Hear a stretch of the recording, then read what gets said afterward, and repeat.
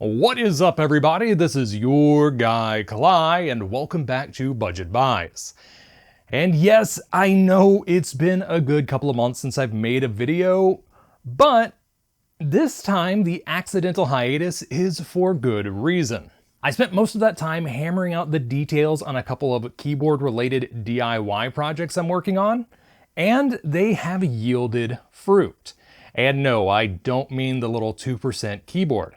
I'm talking about the switches, because what I've done is taken a regular key switch, as you can see here, and turned it into a locking key switch. And if you're wondering why the heck I spent so much time and energy making this thing, just look up the Cherry MX lock. That switch was discontinued in 2015 and has become a bit of a collector's item. So if you're lucky, you can find someone selling it for $200 a switch. But because I want these things for just dumb little projects, I'm not really willing to drop that kind of money. So I figured out a way to make my own, and I want to make a video on how you can make your own. Now, with those teasers out of the way, let's get to the reason we're actually here. And that is the PrimeConnect Wireless Keyboard from fivebelow. And if the name PrimeConnect sounds familiar, that's because these are the same people that brought us the Pulse desktop microphone a while back. And here we have the keyboard out of the box. And here is where I'm going to be disappointing a lot of people, myself included, because this keyboard says it works with Apple, Android, and Windows.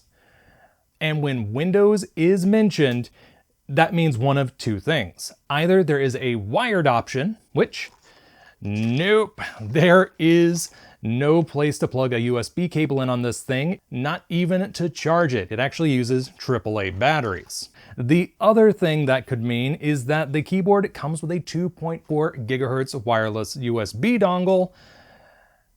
And no, it doesn't. Going back to the battery compartment, if I can actually manage to get inside, Spudger to the rescue. This thing is actually a pain to open with my nail. There we go. As you can see, there is actually a spot for a wireless USB dongle, but it didn't come with one. This is a Bluetooth only keyboard. And if you're someone like me with a desktop computer that just so happens to not have integrated Bluetooth, that means you're going to have to buy an extra accessory in order to use this. However, I have tested this on an iOS device, an Android device, and even a Linux laptop, so I have at least put in a little bit of time with this. I'm just very sad that I couldn't use it on my desktop. That tirade out of the way, there is one positive that I want to focus on when it comes to the back of this keyboard, and that's the fact that it actually uses real rubber feet on both sections back here. If you've seen any of my other fivebelow keyboard videos, you might remember that a lot of them use this kind of texture back here, but it's usually plastic made to imitate the rubber feet. The fact that we actually have them honestly surprises me. And speaking of rubber, you might have already guessed, but this keyboard is not mechanical. It uses rubber dome on a membrane. As such, you are going to get that squishy feeling. And with these being low profile keycaps, you're going to be getting a sensation similar to typing on a laptop keyboard. Now for everyone's favorite part of the video, the function layer, or at least my interpretation of the function layer. This is the manual the keyboard came with. And inside, all we have are the standard disclaimers, and on the back, we have the specifications. There is zero information as to what any of these symbols at the top mean. Some of them are standard, some of them are not. Some of them didn't do anything when I tested them on various operating systems, so maybe they're Windows specific? I don't know. When you hold down Function and hit Q, that's going to set the keyboard to Apple mode. W is going to set it to Android mode, and E is going to set it to Windows, and based on my experience, Linux mode. Also, Function plus C does something with the Bluetooth. I guess I would assume it would toggle it on and off or set it to Bluetooth mode, which really makes me wonder if X and V are meant to be 2.4 gigahertz and wired, but I guess we'll never know. Holding down function and hitting up will be page up, down will be page down, left will be home, and right will be end. And as for the stuff that I'm going to be making up on the fly, function plus escape is going to take you to your device's home screen, at least based on these symbols I see here. F1 is going to be the back key, at least on Android. Possibly dim your screen on Windows. Once again, haven't tested that. F2 pulls up your email or brightens your screen on Windows. F3 I haven't fully figured out. That's possibly pulls up the keyboard in iOS and the settings in Android. Future Cly here, and I've done a little bit more testing when it comes to F1, 2, and 3 on this keyboard. And for the life of me, I can't figure out how to get the secondary function layer to do anything on here. Instead, all F1 and F2 are doing is adjusting my screen brightness no matter which system I'm on, including one of my old dumpster-dived Windows laptops that just so happens to have Bluetooth. And as for F3, it's not doing anything on any system. Honestly, I can't figure it out. So yeah, back to the video. F4 brings up your music player, F5 is the search bar, F6 is your web browser, F7 is your previous track, F8 is play pause, F9 is next track, F10 is mute, F11 is volume down, F12 is volume up, and delete takes you to your lock screen.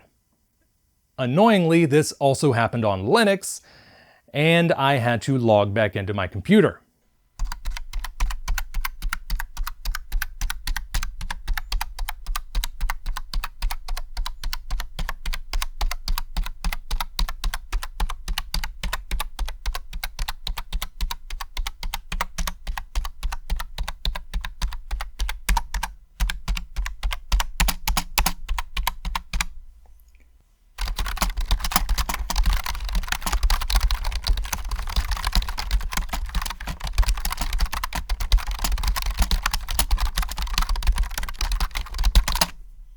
Now, as you probably noticed during the sound test, this keyboard is kinda loud, which is surprising due to the fact that it is a membrane keyboard. I've reviewed many membrane keyboards and they usually sound pretty quiet. This one, especially on the spacebar, not so much. I honestly don't know which sound annoys me more, this keyboard or a clicky mechanical. Now, one positive thing I will say about this keyboard is that the profile is in the 65 to 75% range, and that is one of my favorites. Though, that being said, I am a recent convert to the 40% ortholinear profile, but that doesn't mean I like the 65 to 75% profiles any less. Now, when it comes to my final opinion when it comes to this keyboard, I gotta say, I'm not that big of a fan. First off, it is extremely loud, despite the fact that it's a membrane keyboard. And because this is a Bluetooth keyboard meant to be used on the go, it is going to drive anyone sitting next to you insane. Also, this keyboard is not the most pleasant to type on.